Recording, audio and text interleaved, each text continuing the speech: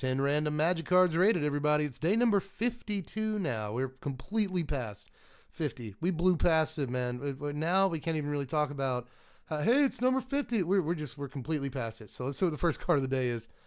Not bad. It's Nissa World Waker over here. This is 5 mana, 3 and 2 green for a 3 loyalty Nissa Planeswalker.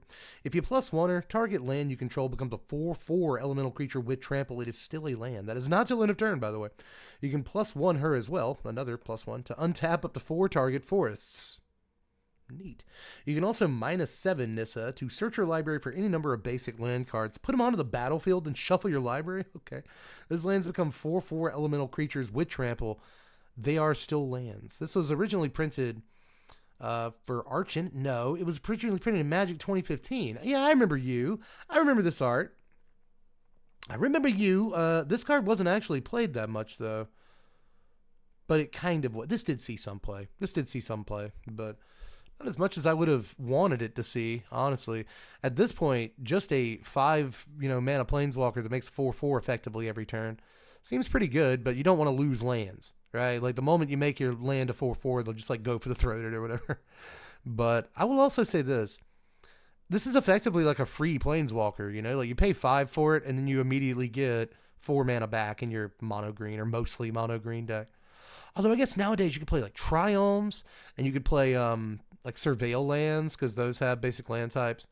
So like you might be able to get away with playing this in a 2-color deck, like really, or 3-color deck even, like pretty easily. Just all your lands are forests. And honestly, and untapping like tri-lands and dual lands and stuff, that sounds awesome too.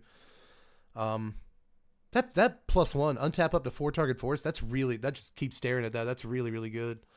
And then, like, the -7, it takes a while to get to. Like, her loyalty's really low when she comes in, which is probably, like, the thing that sucks the most about this card, But go get all the basics in your library and throw them onto the table is gross, dude. And, like, they all just become 4/4s with tramples. With tramples? I guess you're just, like, begging to get board wiped at that point. I just think, like, using this as 5 mana to ramp 4 is sick, dude. It's so good.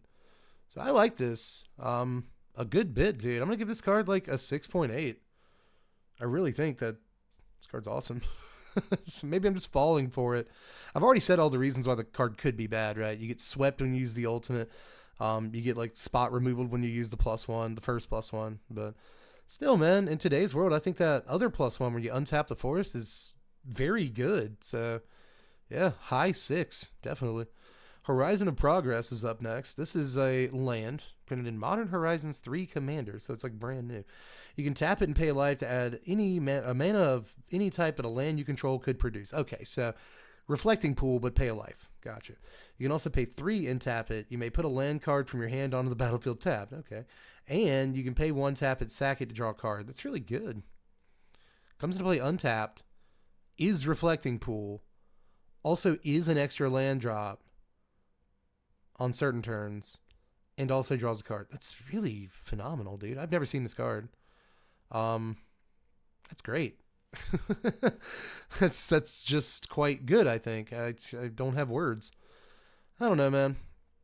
Paying a life isn't the best thing in the world, but it's also like not that bad either. Like I don't know how often you're going to use this first activated ability too, not the mana one, but the just throw a card, a land onto the battlefield tapped. I don't know how often you're going to use it, but like it's there. It doesn't have to be there, and it is. It's probably decent in landfall too after you've used your mana, your land drop for the turn. And then like when it's crappy, you just draw the card. This is awesome. This card's so good. 7.3. Like definitely. This is the first this is the strongest first 2 cards we've had like all week, dude. Easy. This card's great.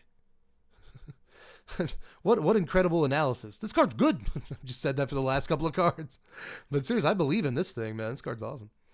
Latchkey Fairy up next from Morningtide originally. This is 4 mana, 3 and a blue for a 3/1 fairy rogue with flying, and prowl 2 and a blue. That means you can play this for its prowl cost if you dealt combat damage to a player this turn with a fairy or a rogue. When Latchkey Fairy comes into play, if its prowl cost was paid, draw a card. This actually saw some play back in the day in the fairies deck, although it wasn't in all of the fairies deck. I do have to say that, but just a 3/1 flyer that often replaces itself in your hand, phenomenal. It's usually pretty good, especially in back then dollars. In back then mana value, that was pretty good, you know. So you'd catch a 2 of in some decks, although fairies did get pretty tight in terms of the deck list by the end of things. But the early versions of fairies before that full block came out, you would see this. So cool little thing, would usually just draw you a card and increase the clock even further. And like, you've already dealt combat damage that turn, you're set to deal more next turn. Now you're set to deal even more because you got a 3/1 flyer. So this card would both, you know, make sure that you kept cards in your hand while also sort of pressuring your opponent's life total in the air. So I just love fairies. I could talk about like Lorwyn block fairies, really that standard, not just Lorwyn block, but you know, I could talk about that deck for like 3 hours pretty easily. It's one of my favorite decks of all time, the most competitive Magic I've ever played. This card was all right, but sadly did not stay in the deck forever. But I'm still going to give this like a 4.6 for old time's sake, mostly. Not a terrible card. Bone Meiser is up next. Man, thanks a lot, Bone Daddy. This is 5 mana, 4 and a black for a 4/4 zombie wizard. Whenever you discard a creature card, create a 2/2 black zombie creature token. Whenever you, it's Waste Not. It's just Waste Not on a creature. Whenever you discard a land card, add 2 black. Whenever you discard a non-creature, non-land card, draw a card. Originally printed in Commander 2019. So this is still $10. It's got a list printing too, but that is also over $10. So not hard to see why either. You know, you get to play another copy of Waste Not. This one's on a 4/4 body. So good. In case you don't know, Waste Not, the enchantment version of this, was, I believe, originally made by the fans as part of a contest that Wizards was holding where, like, you know, you would, every week we would do like a poll, you know, like, what kind of cards do you like? This card. Okay, so what kind of colors do you like? This color. What do you like your cards to do? And like, after a long process of these like different surveys and stuff, we all ended up creating Waste Not as a community, was their line on that. And Waste Not is a beloved card, and this is basically that. But you get to play 2 of them in Commander, I guess. Just a sick little card this is, man. I like it a lot, even though it costs some mana, doesn't it? But it is pretty great. Wait, is Waste Not, hold the phone? I'm just making sure. Yeah, Waste Not is opponents. Whenever opponents discard the card. Okay. But the other one is whenever you, so that is like infinitely more crackable with like free discard outlets and stuff, right? So that makes a lot of sense, doesn't it? That makes too much sense. Very cool actually, but Waste Not is still a legendary card. But Bone Miser, ooh, that is interesting that it's whenever you discard the thing, and it took me that long to realize it. Yeah, again, that is way more controllable. So of course this card's awesome. 7.2. Because again, we're casual Commander here. Even in CEDH, I think this might can do some stuff. You know what I mean? Like, definitely. We'll move on to Soul Feast. I love Soul Feast.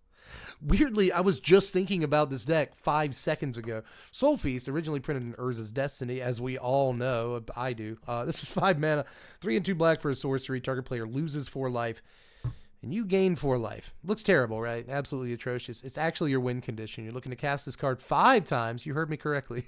5 times, once at least out of your graveyard. And finish the game, because what you have is Yawgmoth's Bargain. 6 mana for a Necropotence, basically. It's a 6 mana enchantment, pay a life, draw a card. So you draw into as many Soul Feasts as you can, and you play them. How do you play the 5th one? You use Yawgmoth's Will, the 3 mana sorcery that allows you to play cards out of your graveyard until end of turn. So that's the setup. How do you get the mana?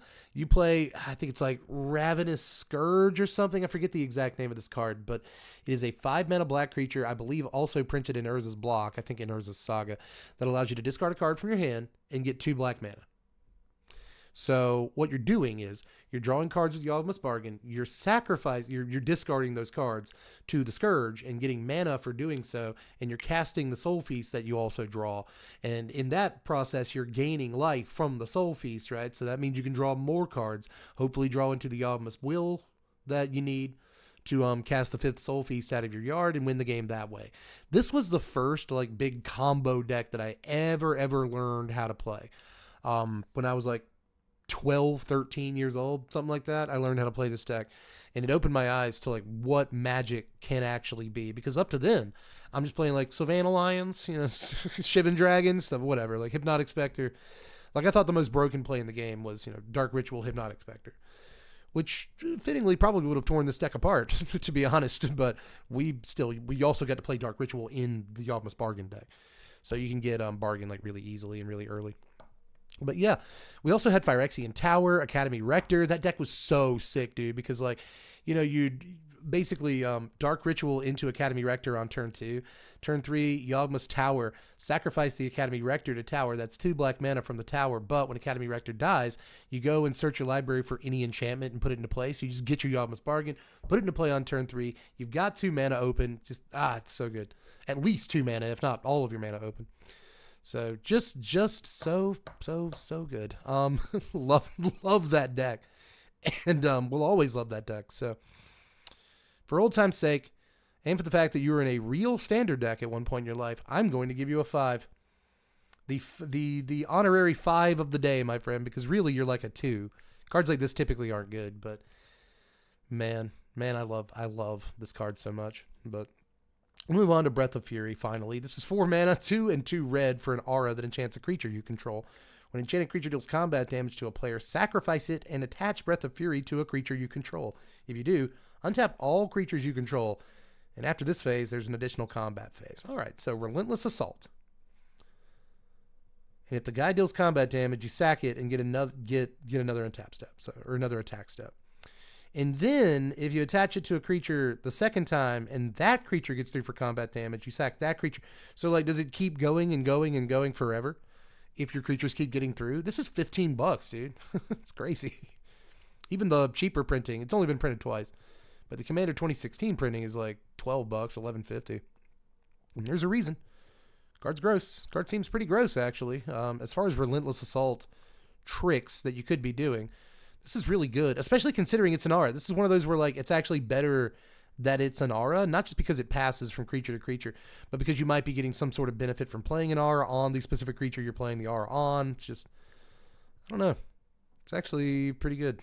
I'm going to give this card a 6.3. Really difficult to set up, but obviously when you get to popping off with it, like, it's going to be really good. So let's move on to Radiant Essence, though. Only ever printed in Mirage. 3 mana, 1 a green and a white for a 2/3 spirit. As long as target opponent controls any black permanents, Radiant Essence gets +1/+2. So it's a 3/5 for 3 if they have black permanents. Not terrible, but also not super good. I really like the art on this. I love Mirage. I love Mirage as a set. I will always praise any Mirage card that I see, but I have to give this like 2. It's not super good. So let's spin the wheel again and get alms here. Alms for a desperate woman. This was only ever printed in Weatherlight. That was a Sweeney Todd reference, by the way. A single white mana. Sorry, got a cough this week. A single white mana for an enchantment. Pay 1, remove the top card in your graveyard from the game to prevent 1 damage to any creature. Is that in any way abusable? Thassa's Oracle? I don't know. Seems pretty bad. Am I missing a trick? I feel like I'm missing a trick here. I have to give this like a 2. And the only reason I'm not giving it like a 1.3 is for potential's sake. That's pretty much it. Maybe this can like really screw up combat math. Like really, really bad, and I should give it more credit, but 2.2. That's how much more credit I'm going to give it, is a 2.2. So let's move on. Card number 9 is Gift of Completion, a March of the Machine card.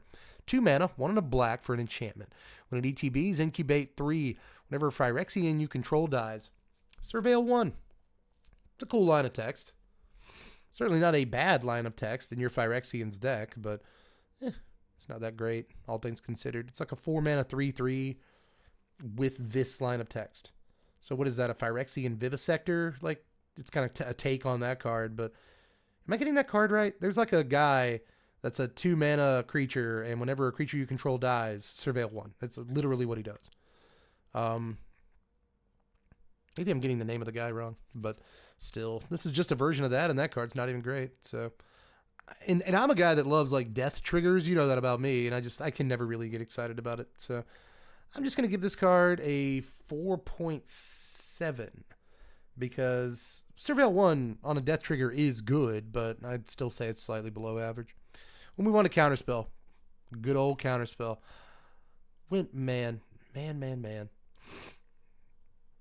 Can we see a really good Counterspell? Actually, this Masters Edition 2 is just the Ice Age Counterspell. Everyone's favorite Counterspell when I was a kid was the Ice Age one because it's got a pretty lady on it. She's a pretty lady. Revised Edition, sure. This is the classic, man. This is just 2 blue mana for an instant, really. Counter target spell. Banned and historic. This is not the best Counterspell. Is not the best Counterspell ever printed, right? That's probably Force of Will.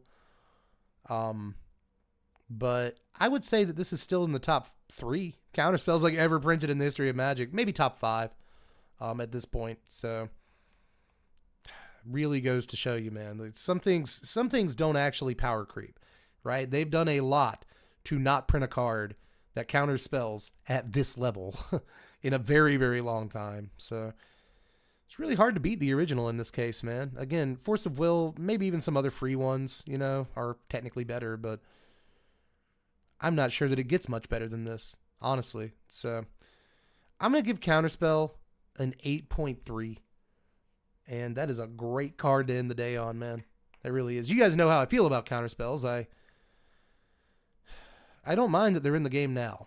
But if I could go back to 1992, when Richard Garfield was developing the game, and tell him to take one thing out of this game, just any one thing out of this game, and he would listen to me for sure. Like if I had a genie, he would grant me that wish. It would be the concept of countering spells while they're on the stack. And if I said that, Richard Garfield would be like, "What's a stack?" You know what I mean? But still, the concept of I play a card. Oh no, you don't.